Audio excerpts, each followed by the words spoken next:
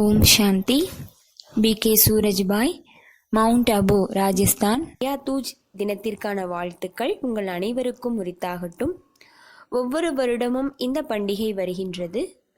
ஹோலி, தீபாவளி, ராக்கி பண்டிகை போன்ற அனைத்தும் கடந்துவிட்டது. ஆனால் நாம் இந்த பண்டிகைகள் மூலம் ஒவ்வொரு வருடமும் நமது ஸ்திதியை எந்தளவிற்கு உயர்ந்ததாக ஆக்கியுள்ளோம். இன்று நாம் தன் மீது அவசியம் கவனம் செலுத்த வேண்டும். பழைய வருடம் கடந்துவிட்டது என்பதை நாம் அறிந்துள்ளோம். பழைய வருடத்தின் பழைய விஷயங்கள் அனைத்தையும் மறந்துவிட வேண்டும், விட்டுவிட வேண்டும். ஒளிமயமான எதிர்காலத்தினை எதிரில் வைத்து மனதில் கடந்து முடிந்த பழைய விஷயங்களின் தாக்கத்தினை, பாதிப்பினை அழித்து விடுவோம். சிலருடன் சம்பந்தங்களில் கசப்பான தன்மை ஏற்பட்டிருந்தாலும் நாம் மன்னிப்பு கேட்போம், சிலவற்றை மன்னித்து விடுவோம். புது வாழ்விற்கான துவக்கத்தினை நாம் இன்று ஆரம்பம் செய்வோம். புதுமையான எண்ணங்கள், ஊக்கம், உற்சாகத்துடன் புதுமையான சன்ஸ்காரங்களை தாரணை செய்து புது யுகத்தின் சக்தியை தனக்குள் நிறைத்து கொண்டு நாம் முன்னேறி செல்வோம். ஏனெனில் பொன்னுலகம் நம்மை ஆவாகனம் செய்து கொண்டிருக்கின்றது. நம் எதிரில் அந்த கோல்டன் ஏஜ் தென்பட வேண்டும். ஸ்ரீ லக்ஷ்மி, ஸ்ரீ நாராயணருடைய ராஜ்யம் வந்து கொண்டிருக்கின்றது. நாம் அதை ஸ்தாபனை செய்து கொண்டிருக்கின்றோம். அந்த ஸ்தாபனைக்காக பாபா நமக்கு ஆத்மீக நினைவின் திலகமிடுகின்றார். பிரஜாபிதா பிரம்மாவினுடைய அன்பான குழந்தைகளாக, சகோதரன் சகோதரிகளாக ஆக்கியுள்ளார். நமது பார்வையை பவித்திரமானதாக, விருத்தியை தூய்மையானதாக ஆக்கி நன்மை செய்யக்கூடியதாக ஆக்கியுள்ளார். எனவே நாம் தனது சாதனையின் மீது மிகுந்த கவனம் கொடுக்க வேண்டியது நமது மிக உயர்ந்த கடமையாகும். அனைவருக்கும் ஆத்மீக நினைவின் திலகம் கொடுத்து தினமும் அதிகாலையில் தனக்குத்தானே திலகம் இட்டுக்கொள்வோம். நான் ஆத்மா, நான் பார்க்கக்கூடிய அனைவரும் ஆத்மாக்கள். ஜொலிக்கக்கூடிய மணியாக நான் மிக தேஜஸ்வியாக இருக்கின்றேன். பிரகாச ஸ்வரூபமாக, ஈஸ்வரிய சக்திகளினால் நிறைந்தவராக, மிக மிக சக்திசாலியானவராக, பவித்ரதாவின் தேவியாக, பவித்ரதாவின் ஃபரிஸ்தாவாக இருக்கின்றேன்.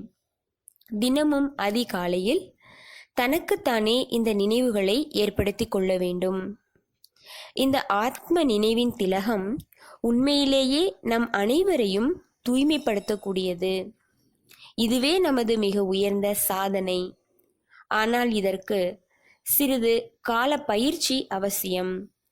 இதனை பயிற்சி செய்வதனால் நமக்கு மிகுந்த ஆனந்தமும் ஏற்படும். மேலும் நம் மூலமாக இந்த உலகிற்கும் சிரேஷ்டமான வைப்ரேஷன்ஸ் பரவி கொண்டிருக்கும். நான் சைத்தன்யமான ஆத்மா, மிக தேஜஸ்வியான ஆத்மா, மிக பிரகாசமாக இருக்கின்றேன். என்னிடமிருந்து நாலாபுறமும் பிரகாசமான கோல்டன் கிரணங்கள் பரவி கொண்டிருக்கின்றது. இந்த ஒரு அனுபவத்தில் நாம் சிறிது நிலைத்திருப்போம்.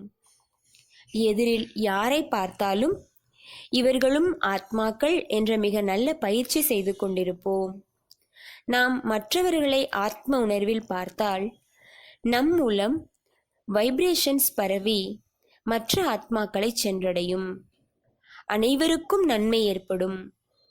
அஞ்ஞானத்தில் மூழ்கி இருக்கக்கூடிய ஆத்மாக்களை நாம் ஆத்ம உணர்வில் பார்த்தால் அவர்களது உள்ளத்தில் ஞானத்தின் பிரகாசம் சுடர்விட ஆரம்பித்துவிடும்.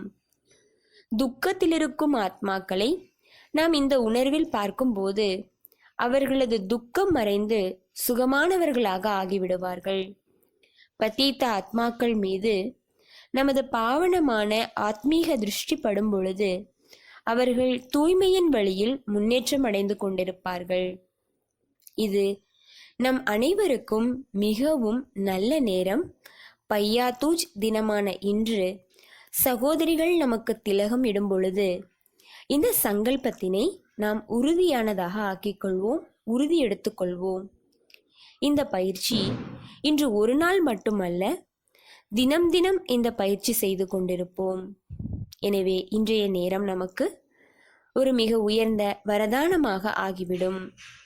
பாருங்கள், பகவானுடைய காரியத்தின் பிரத்யட்சமான நினைவார்த்தம் அடங்கியுள்ள மிக உயர்ந்த பாரத தேசத்தின் பரம்பரை நம்முடையது. இந்த புதிய நன்னாளில் பையாதூஜ் ஆகிய இன்று உங்கள் அனைவருக்கும் வாழ்த்துக்கள். மிக நன்றாக முன்னேறி செல்லுங்கள். தடைகளை சக்திசாலியானவராகி கடந்து செல்லுங்கள். டிவைன் விஸ்டம், அதாவது தெய்வீக ஞானத்தினை பயன்படுத்தி லட்சியத்தினை நோக்கி மிக விரைவாக முன்னேறி செல்லுங்கள். இதுவே இன்று எனது சுப விருப்பமாகும், சுபமான ஆசையுமாகும். ஓம் சாந்தி.